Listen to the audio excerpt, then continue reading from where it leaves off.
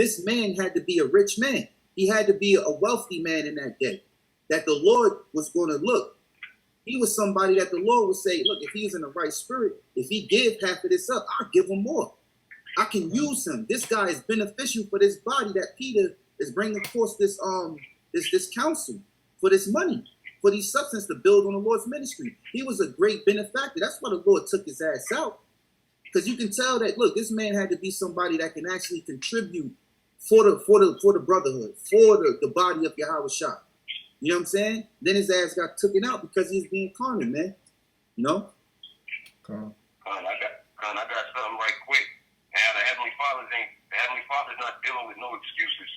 You know, and as the account in Luke the 14th chapter, you know, and it pretty much covers all the excuses that man pretty much make today.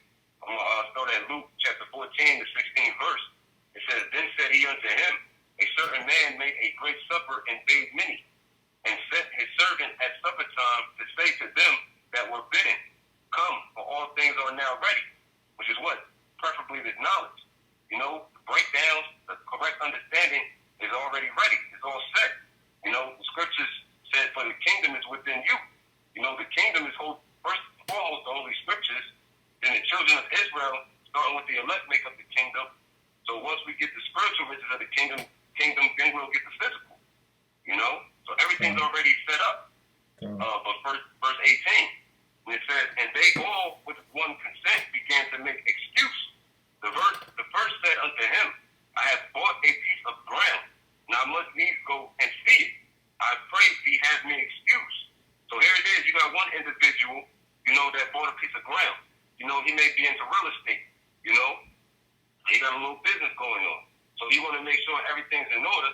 So he'll go to see to that business or see to that ground to make sure it's in order, but negate the house of YAHAWASHI to make sure that's in order. You know, he's not going out there teaching the word of the Heavenly Father and his Son. He's worried about his own pleasures. The next one, verse 19. And it says, "And another said, I have bought 5 yoke of oxen, and I go to prove them.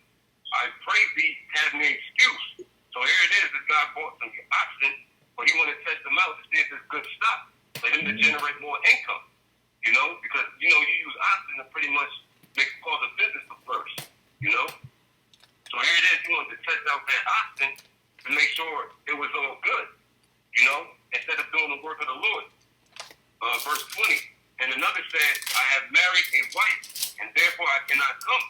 And this is the primary reason why a lot of guys fall out, because what? A woman had came into their life. Here it is. They want to spend time on Saturday. They want to take up your time as far as you putting in work for the Heavenly Father. You know? That's why the apostle said, first and foremost, if you're truly in this truth, your woman's going to be jealous of it. You know what I'm saying? The woman's going to be jealous of it because you're going to be spending more time being in this truth than actually spending time with her. But you got a lot of guys that fall weak to the woman and please her instead of pleasing YAHAWASHI. Right? Verse 21.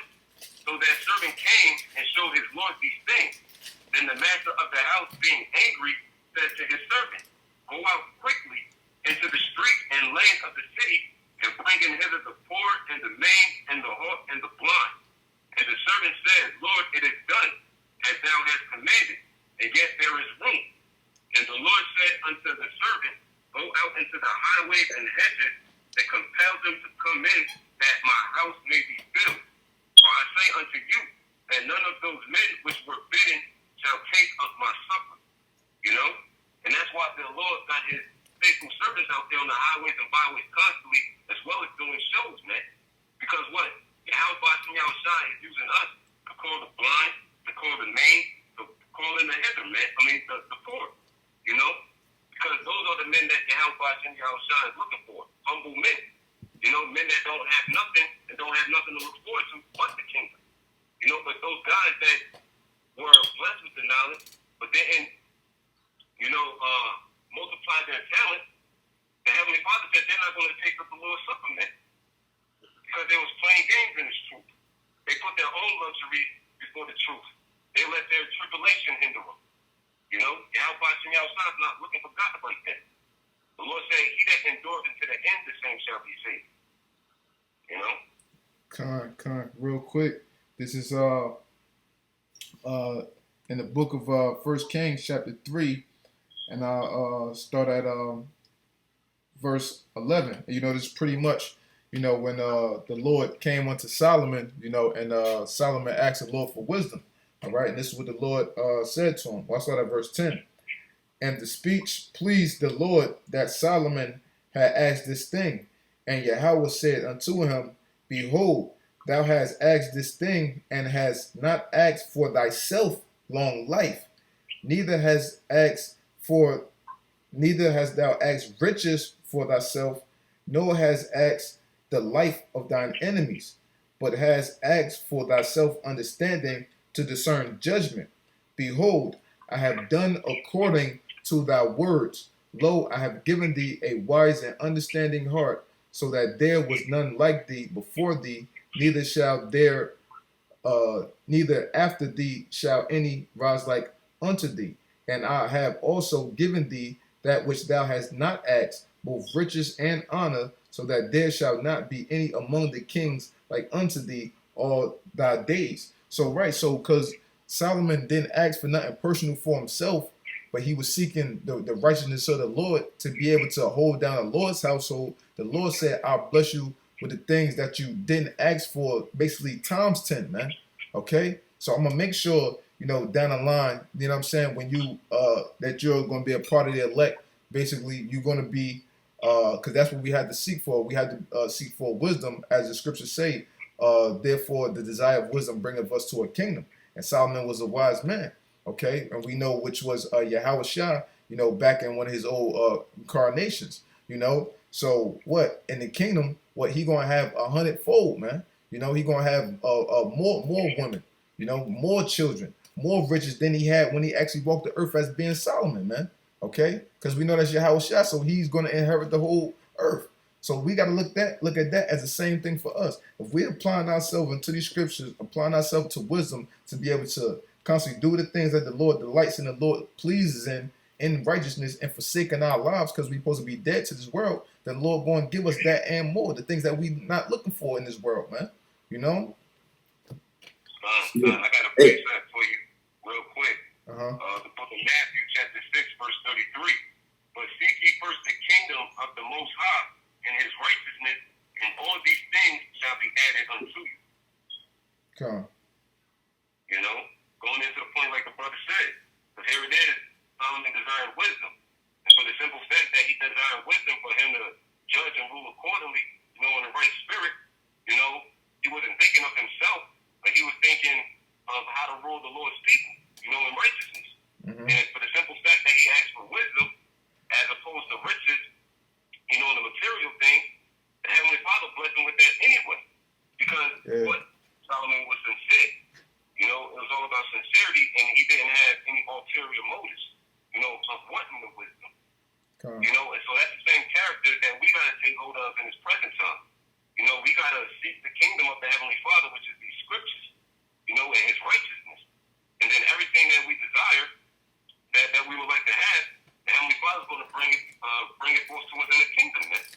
You know, because the scriptures also tell us wisdom bring us to a kingdom. You know?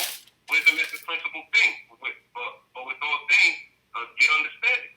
So everything goes back into wisdom, you know. Yeah, I had some too. You know how like there's a chosen within a chosen, you know, because Solomon was basically praying to have order over the Lord's house. That word house, you know, and the scriptures talk about a chosen within a chosen. Well, when you think about it, there's a house within a house. Because you have the whole house of Israel, and also the 144 carries a house of individually, right? And I just looked up these words real quick. I went to the blue letter and I put in house, and it gave me Genesis, Salakia. It was Genesis 7:1, right? And just to read the Hebrew word, I believe it's bayaf, right? But I could read the definitions here, but I also did a Google search on house, and I'm gonna read the Google definition, right? And it's the word house. It says a building for human habitation, especially one that live and by a family or a small group of people, right? Because you know the elect is a small group of people, okay? It says a building in which people meet for a particular activity. Because when you look at the house within the house, that man carries a particular people for a particular. He carries a particular people for a particular activity, which is serving YAHAWASHI, YAHAWASHI, right? It says,